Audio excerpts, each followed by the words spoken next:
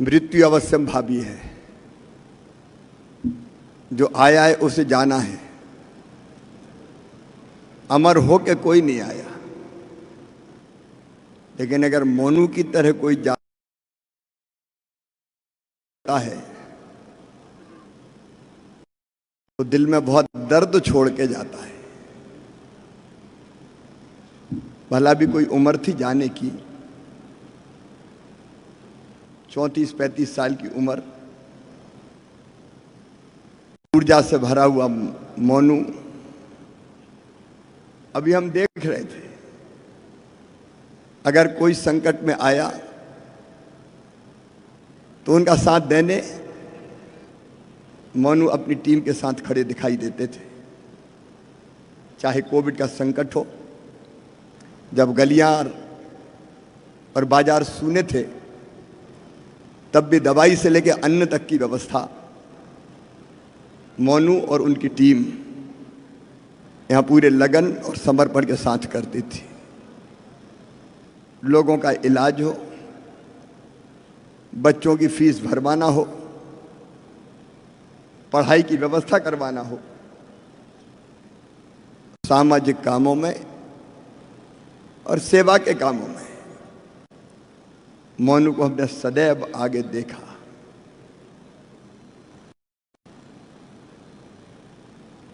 आजकल मेरी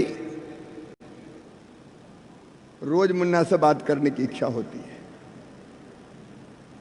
बीच बीच में मैं अपने आप को रोकता हूं। मैं मुन्ना की जब शादी हुई थी तो बारात में भी गया था। मैं मोनू के जन्म का भी साक्षी हूं। मैंने मोनू की शादी भी देखी और ये सोच के मन भरे आता है कि माता पिता के लिए अगर सबसे बड़ा दर्द कोई होता है तो अपनी आंखों के सामने अपने लाल का चला जाना। ये दुख ऐसा है जो शब्दों से नहीं भरा जा सकता। लेकिन मैं मोनू को, मुन्ना को एक बात जरूर कहना चाहता हूं कि भगवान श्री कृष्ण अपने अभिमन्यु को सारा सामर्थ्य होते हुए भी बचा नहीं पाए थे, क्योंकि विधि का विधान था।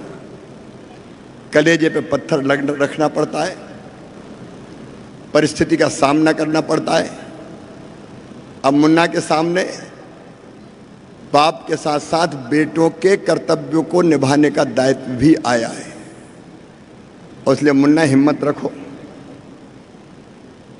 कलेजा पक्का करो, सीने पे पत्थर रखो और सामान्य जीवन जीने की कोशिश करो। वो काम जो मोनू अधूरे छोड़ के गए हैं उसको मिलके हम सब पूरा करेंगे। और एक बात और जो हमारे कही है कि शरीर क्षणभंगुर है, नाशवान है। ये आज है, कल नहीं रहेगा, लेकिन इसके जाने के बाद भी हम समाप्त नहीं होते, क्योंकि मनुष्य केवल शरीर नहीं है, अजर अमर आत्मा है। गीता में भगवान श्री कृष्ण ही कहते हैं, नैनम छिंदंति शस्त्राणि नैनम दहति पावका ना चेव क्लेदयंतापो न सोष्यति मारुता। आत्मा को शस्त्र नहीं काट सकते, पानी गीला नहीं कर सकता, हवा सुखा नहीं सकती। अमर, अजर, अविनाशी, शाश्वत, सनातन और चिरंतन वास्तव में यह स्वरूप है आत्मा का, सत चित आनंद। इसलिए उस रूप में मोनू तो हमारे बीच में ही है, किसी न किसी रूप में। वो हमेशा अपना एहसास कराते रहेंगे। मैं इस बात को बिल्कुल सही मानता हूं। अभी प्रहलाद जी से मेरी चर्चा हो रही थी। प्रहलाद जी और मैं बचपन के मित्र हैं और गोटेगांव मेरा लगभग बचपन से ही आना जाना है। उन्होंने बिल्कुल ठीक फैसला किया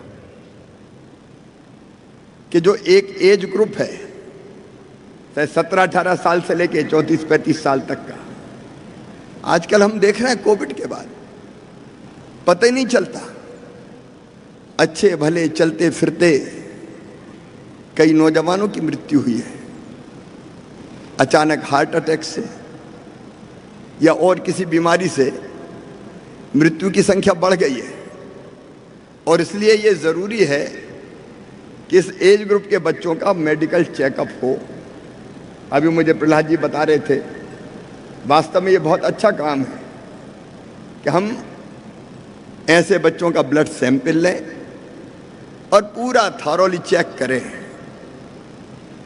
डिटेल इन्वेस्टिगेट करके कहीं कोई ऐसी चीज़ तो नहीं है जिसके कारण वो बीमार हो जाए, गंभीर रूप से बीमार हो जाए। अगर साधारण किस्म की बीमारी है वो खुद भी इलाज करा ले, उसके कराने की व्यवस्था भी यहाँ की जाएगी। और अगर ऐसी कोई बीमारी निकलती है जिसका तुरंत इलाज में सहयोग की आवश्यकता है नौजवान को, तो वो मोनू की स्मृति में यहाँ से करवाने का काम किया जाएगा। एक सेवा का संकल्प मोनू के जाने के बाद परिवार ने लिया है। मैं ये मानता हूँ कि यही मोनू को सच्ची श्रद्धांजलि है, यही सच्ची श्रद्धांजलि है। कई स्मृति छोड़ के मोनू गए। मुझे बताया कि कई जगह वो देवी जी की पूजा, वो मुझे अभी पूरा डिटेल में लूँगा, लेकिन एक भाव मन में आए, एक तो ये सेवा के काम चले, दूसरे मोनू की स्मृति को अक्षुण्ण बनाए रखने के लिए कोई स्थायी प्रकृति का हम चर्चा करके क्या नाम किया जा सकता है या कोई निर्माण किया जा सकता है सामुदायिक भवन इत्यादि का, जहाँ लोगों की निरंतर सेवा होती रहे। वो क्या होगा वो परिजन और मित्रों से चर्चा करके हम तय करेंगे। लेकिन सच्ची श्रद्धांजलि तो वही है कि हम उनकी स्मृति को दूसरों के लिए इतनी उपयोगी बना दें कि वो हमेशा मोनू भैया को याद करते रहें। बहुत जल्दी मोनू छोड़ के चले गए।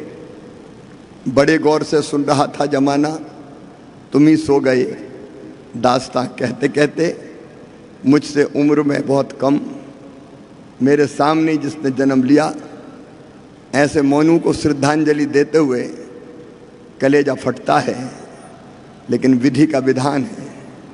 मैं मोनू के चरणों में श्रद्धा के सुमन अर्पित करता हूँ और परमपिता परमात्मा से ये प्रार्थना करता हूँ कि वो दिवंगत आत्मा को अपने श्री चरणों में स्थान दे और उनके परिवार को, माता को, पिता को, सभी परिजनों को, मित्रों को, साथियों को ये गहन दुख सहन करने की क्षमता दें।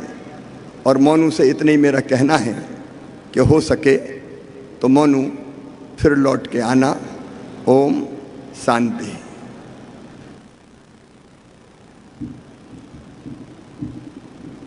हमारे बीच में एक शोक संवेदना पत्र प्राप्त हुआ है। श्री नरेश जी शर्मा, पूर्व एसडीओपी एवं चेयरमैन मध्य प्रदेश राज्य पेंशनर संघ।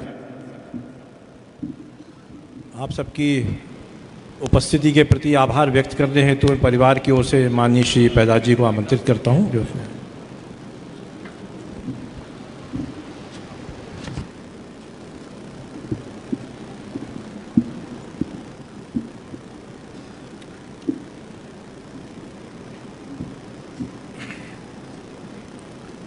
मैंने अपना पहला जब ट्वीट किया था तो मैंने उससे जिम्मेदारी के साथ लिखा था कि मेरी वंश परंपरा को जो आघात पहुंचा है उसमें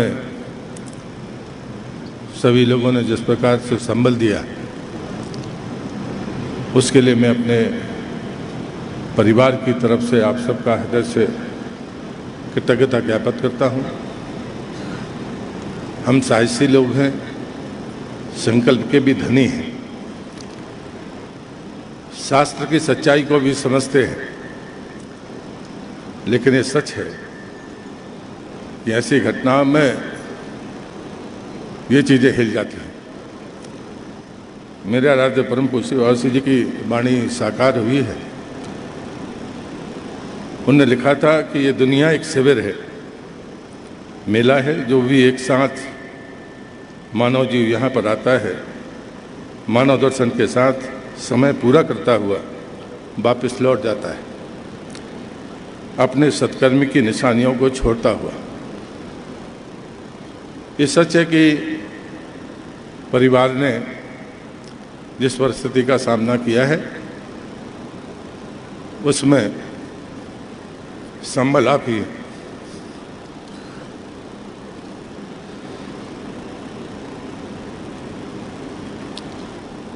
मैंने अपने जीवन में बहुत सारे यश अपयश, जय और पराजय को देखा और मैं लोगों को बस साहस भी दिलाता रहा। लेकिन हमारे पास सिर्फ एक ही रास्ता है, हम उसके अधूरे कामों को पूरा करें जो आप कह रहे हैं। और मैं अपने परिवार की तरफ से घोषणा करता कि हमारी जो पैतृक संपत्ति है उसका 40 एकड़ हम मणिनारायण सिंह फाउंडेशन के लिए अर्पित करेंगे। और जो नौजवान ऐसी परिस्थितियों के शिकार होते हैं, यदि हम उनको बचा पाए तो बेटे के प्रति ये हमारी श्रद्धांजलि